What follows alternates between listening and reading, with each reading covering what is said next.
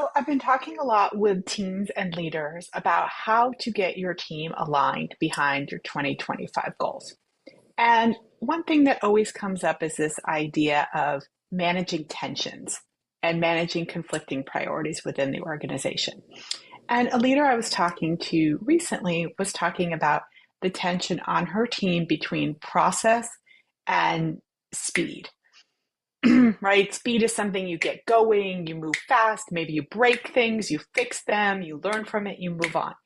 Process is something that takes a little time, you're more thoughtful about it, you're putting things into place that make for stability, fewer errors in the future. And those two things are often at a tension with each other.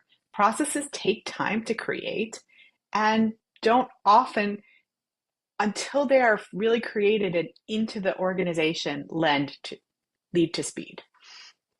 And what we were talking about is how you need both. But what's important for teams to understand is where do they fall on that continuum of speed to process?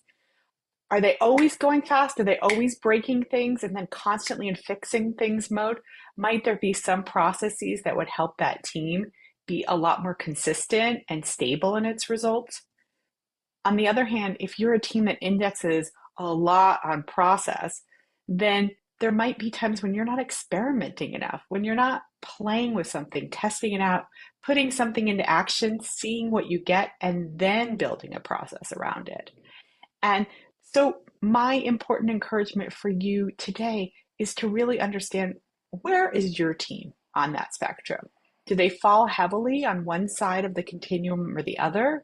Are they balanced in the middle? And really, more importantly, how do you want to navigate that balance? When do you want to say, okay, enough conversation is enough about this process? We're going to try something and see how it works and get some results. And when do you say, hey guys, it feels like we're just constantly throwing stuff at the wall or putting new things into action. Let's step back and think about which of these things have really been effective and how can we make that more consistent moving forward.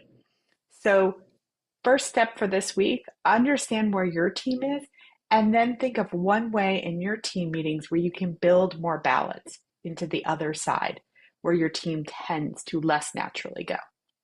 I'm Joe Ilfeld, CEO and founder of Insight to Leadership, and I hope you've enjoyed this learning snack today.